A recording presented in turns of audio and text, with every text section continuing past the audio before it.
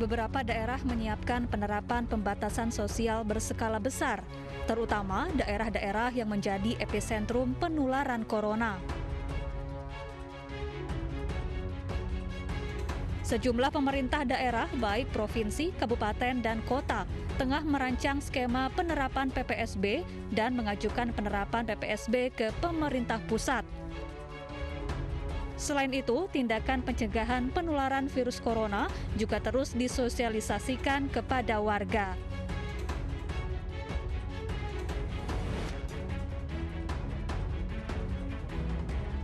Salah satunya kampanye penggunaan masker selama pandemi corona yang terus digalakan pemerintah Kabupaten Banyumas, Jawa Tengah.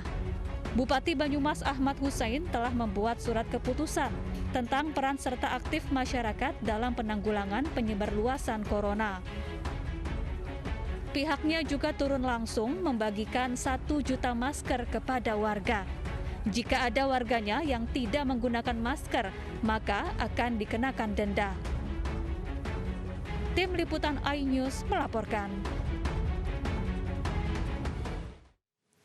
Setelah aturan pembatasan sosial ditertibkan, lantas bagaimana kepala daerah menyikapinya dan apakah warga bisa mematuhinya? Kita akan membahasnya dengan Bupati Banyumas Ahmad Hussein dan psikolog sosial Universitas Indonesia Profesor Hamdi Muluk. Selamat sore Bapak-bapak.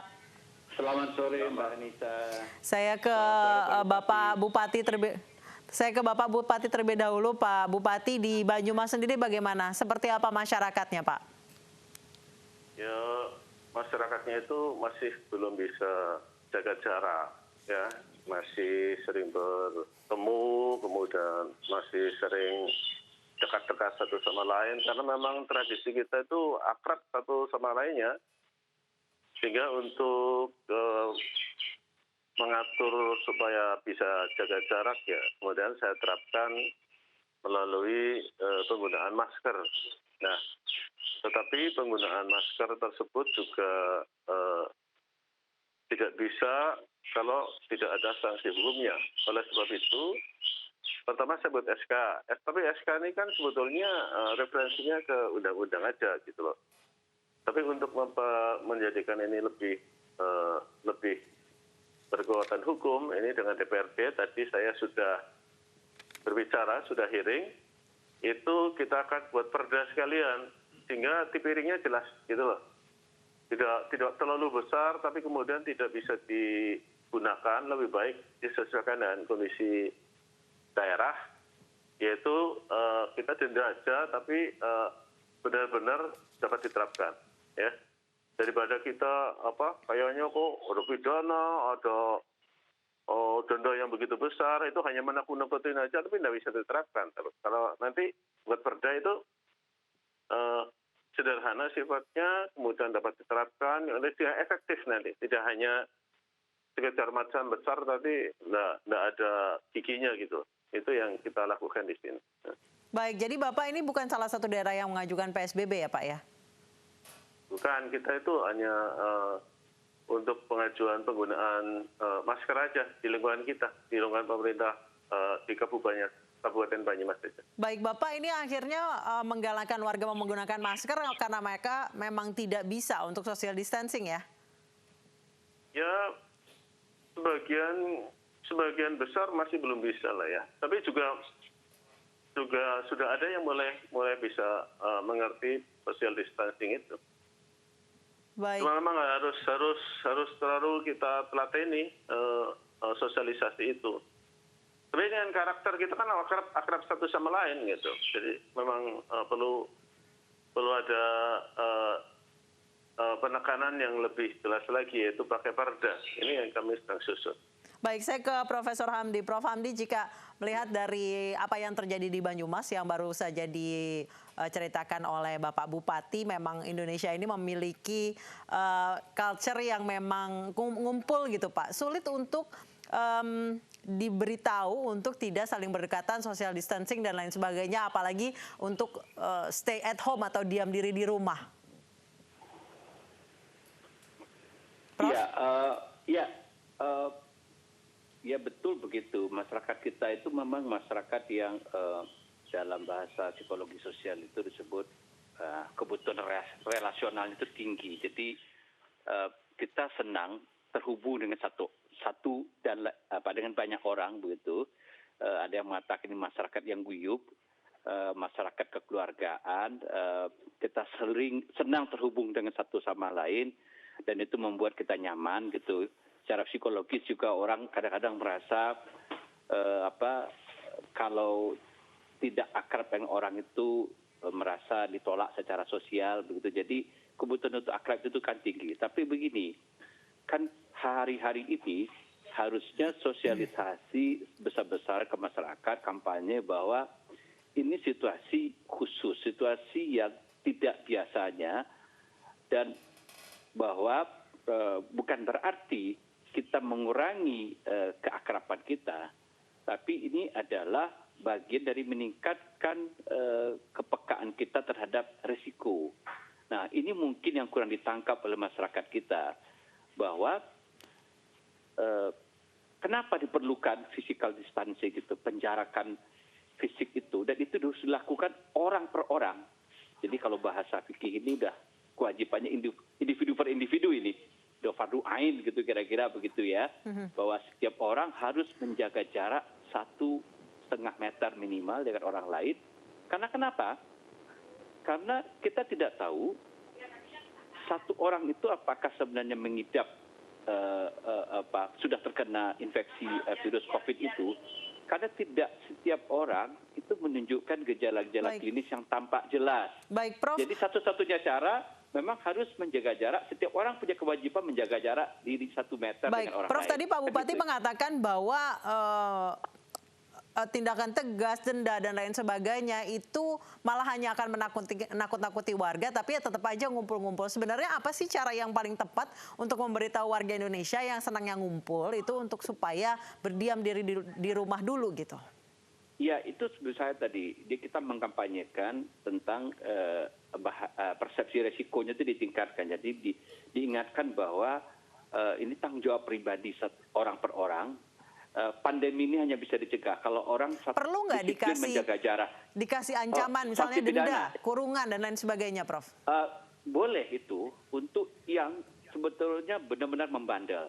Saya tadi mendengar misalnya dari Pak Polri yang mengatakan ada misalnya tempat hiburan, tempat fitness, sengaja masih membuka diri atau restoran sengaja membuka diri untuk orang datang. Nah, yang pendekatannya kelembagaan, maksudnya itu kan kelembagaan ya. Jadi itu kan yang punya lembaga itu restoran, tempat fitness. Nah itu kan harusnya yang punyanya itu kita kasih sanksi pidana yang punya fitness itu, ya. Karena sebenarnya bisa dicegah kalau yang punya fitnessnya tutup begitu. Nah jadi yang harus kasih sanksi itu yang punyanya itu. Nah, orang per orang yang masih misalnya berada di luar rumah untuk keperluan-keperluan tertentu yang katakanlah seperti misalnya dia harus cari makan. Nah ini kalau ini PSBB ini diterapkan secara konsisten, itu kan pemerintah harus ambil alih kendali itu, kebutuhan dia hari per hari itu, supaya dia tidak punya hal-hal yang mendesak dia harus keluar untuk mencari makan gitu. Nah kalau masih itu sudah disediakan dan masih membandel, menurut saya memang satu-satu langkah terakhir nggak apa-apa diberi sanksi denda itu. Nah, denda cukup besar sebenarnya kalau menurut Undang-Undang Nomor 6 2018 iya, itu. Bisa hampir 100 juta, Pak. Iya, betul. Baik, saya kembali ke Pak Bupati. Pak Bupati, Anda akhirnya menggalakkan semua warga untuk memakai masker. Apakah ini kayak seperti jalan terakhir supaya mereka tidak tertular COVID-19 ini? Karena disuruh untuk social distancing, physical distancing, tampaknya mereka tidak mau mendengar gitu. Ini bukan jalan terakhir, tapi jalan pintas ya.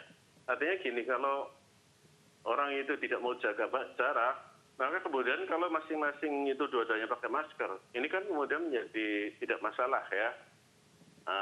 Jadi ini adalah pengganti daripada jaga jarak. Walaupun jaga jarak tetap kita lakukan, tapi dalam kondisi-kondisi tertentu, misalnya kemudian mereka harus berdekatan, kalau dua-duanya pakai masker kan lebih aman.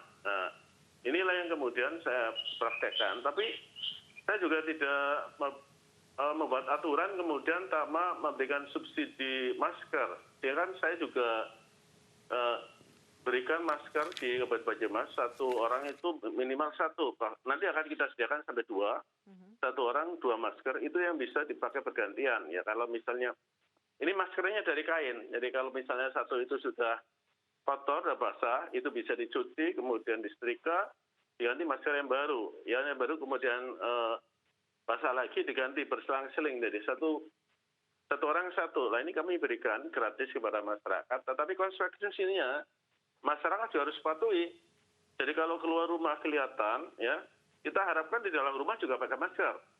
Tapi kemudian kalau misalnya keluar rumah kelihatan. Pak Bupati, kemudian kalau misalnya kami lihat dari pembagian masker yang dilakukan di Banyumas ini justru warga berkerumun seperti itu, berebutan gitu.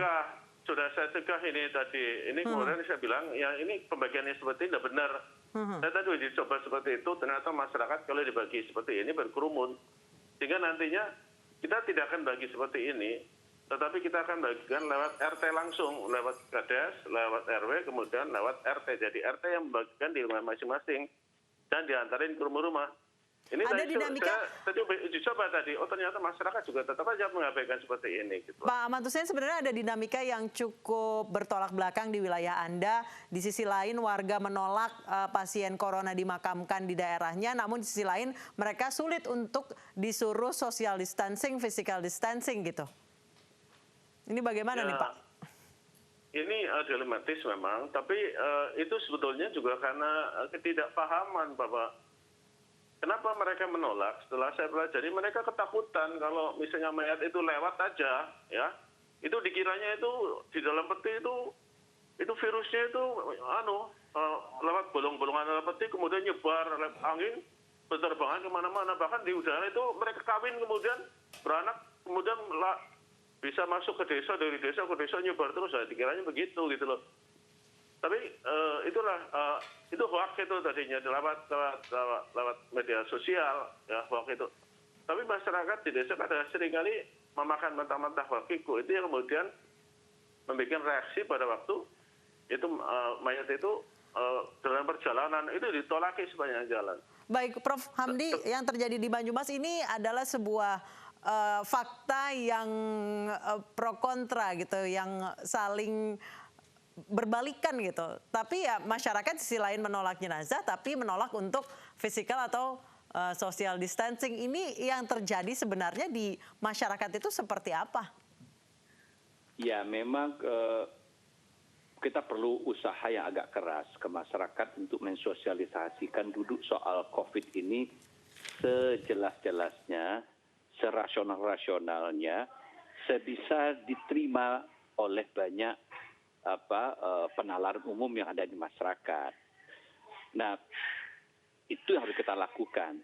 Nah, jadi memang sekarang ada problem lain, misalnya ketika sosial media itu begitu bebas dan ada oknum-oknum yang menebarkan berita-berita yang tidak benar misalnya. Nah, itu problem yang lain lagi. Tapi menurut saya begini, sebenarnya untuk masyarakat Indonesia, terutama di pedesaan-pedesaan ya, sebenarnya kita bisa memanfaatkan pendekatan komunal menurut saya. Nah, orang-orang di desa itu kan biasanya patuh kepada tokoh otoritas. Apakah itu ulama setempat, tokoh agama, kepala desa, ketua RT gitu. Nah, ini yang harusnya diberdayakan untuk memberikan sosialisasi dan sekaligus juga untuk tadi mengawal program tadi seperti Pak Bupati tadi. Jadi Pak Kepala Desanya bagi-bagikan, pamong perangkat desanya. Jadi ikatan komunal itu kita maksimalkan untuk melawan pandemi ini bersama. Biasanya masyarakat itu rasa percaya itu dengan ikatan-ikatan komunalnya itu gitu loh. Baik, saya kembali ke Pak Bupati. Pak Bupati, apa Anda sudah di wilayah Anda, apakah sudah memaksimalkan ikatan-ikatan komunal atau pendekatan komunal gitu Pak?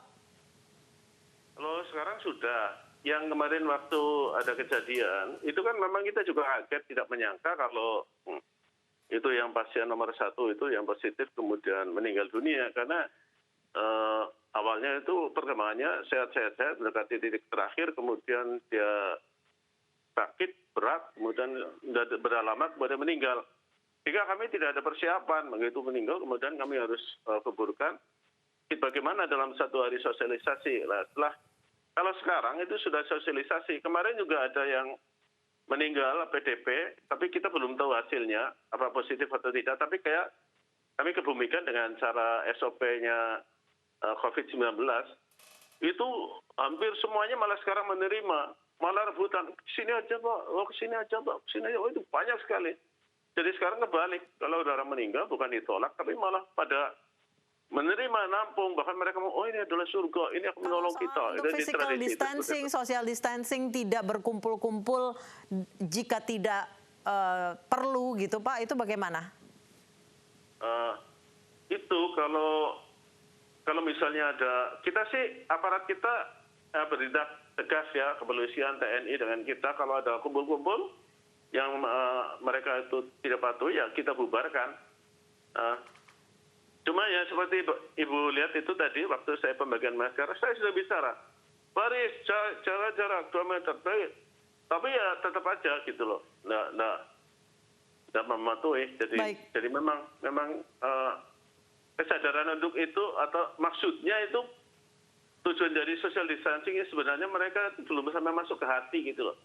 Baik, saya ke Prof. Hamdi. Prof. Hamdi, ini juga sesuatu yang bertolak belakang di saat pemerintah mengimbau, aparat juga mengimbau, tidak mau didengarkan. Namun hoax melalui media sosial ini mereka lebih percaya. Sebenarnya cara apa yang tepat untuk supaya masyarakat Indonesia ini disiplin? Tadi aja Pak Bupati bilang pada saat ngantri masker disuruh untuk jaga jarak 2 meter, mereka tetap berkerumun gitu. Iya, harus disabar saja Mbak, berkali-kali begitu. Mungkin kita harus cari cara yang penting sosialisasi itu yang pokok-pokok, yang dia bisa dimengerti cepat itu kita sampaikan. Seperti tadi bahwa ini penularannya adalah lewat sebenarnya kontak fisik terutama, atau misalnya droplet cairan yang bisa disemburkan oleh orang yang jarak 1 meter. Itu sebabnya setiap orang harus pakai masker. Kalau udah pakai masker kan tidak ada cairan yang keluar. Sepanjang Anda 1 meter itu aman begitu. Jadi 1 meter diulang-ulang terus begitu. Memang nggak ada cara lain gitu. Nanti dicontohkan pelan-pelan, biasanya nanti mulai mengerti, Mbak. Apakah harus dengan cara ditakut-takuti atau diancam gitu Pak? Lebih cepat mungkin akan mengerti gitu?